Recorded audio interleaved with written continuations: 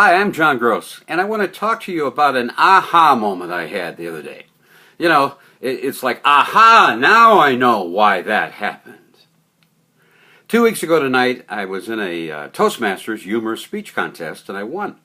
So I advanced to the next level, and I had 2 weeks to prepare. I had to give the same speech. So I knew it already, but what I did is I typed it out word for word, and it came out to be 5 pages. It was a 7-minute speech, and I wrote it out word for word. And I called my buddy Tom Winninger. He's a former president of the National Speakers Association, CPAE, and he sends it back and says, John, there's very basically little things for me to correct. And he said, well, change the first sentence you have and the last. So I started to practice, and I would say it over and over into a mirror, and I did this. I felt like a goofball, but I did it. I put pictures of the family up in the bedroom, and I pretended they were the audience, and I made body motions toward them, and I practiced. I didn't just practice. I just spent all kinds of time practicing. I put it on this recorder, and I did it over and over. 2 years and never got so high. Mr. Toastmaster, fellow Toastmasters and guests. So I listened to this every chance I got. And when I'm driving, I'm listening to the speech. I probably listened to it 400 or 500 times at least. I remember on Saturday we went to the Twins game, and I had Nancy drive so I could listen with my earbuds to the audio. And we got to the game, and the whole 9 innings. Twins game super early to get a free prize. We left 3 hours before game time to get a free I listened to this the entire 9 innings. I keep the earbuds in on the way home. Sunday I practiced all night. Monday I practiced all day. I had that thing down, every word.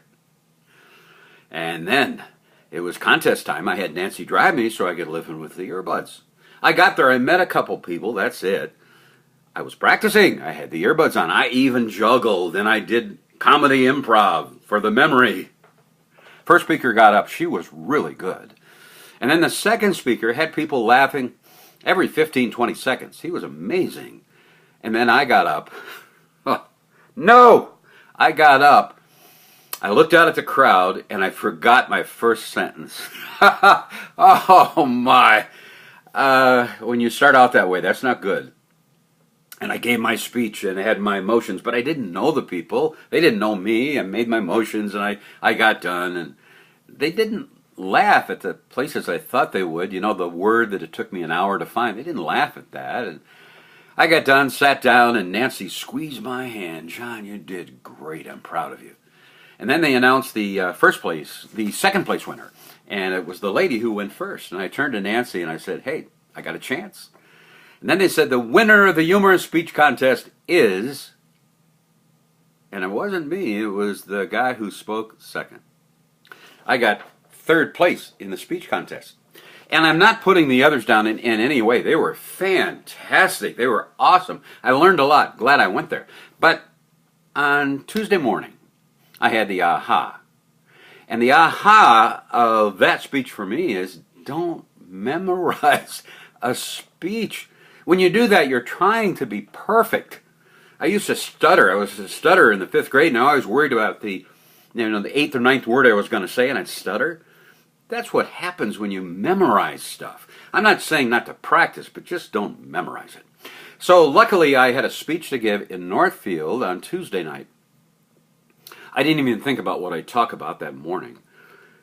And then I thought, well, let me talk about Ed Karwinski, the bowler with cerebral palsy, who's bowled 23 perfect games. And I called my speech title, it was number 10 from the book, and I called it, Life is Like a Bank. You only get out of it what you put into it, no deposit, no return. And it was in the afternoon on Tuesday, and this is literally the script that I use. I'm sure you can't read it, but this is the script that I used for the speech. It wasn't very long, and it just gave me some bullet points to think about. And I went down with the idea I'm just going to have fun. I'm not going to blow it like I did the night before. So I got down there, and I'll tell you, I got up, I talked, I talked about the people, and just remembered things. I think the way to give a good speech is to just relive it. You've lived it, now relive it. And I did that, and I think it was the best speech I've ever given in Toastmasters. And the reason why is because I didn't memorize it. That's the tip for you. Oh, you should practice. Go ahead and practice, but just don't memorize it. Or you might forget your first line like I did.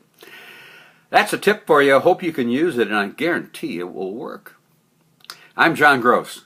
Thanks for watching today.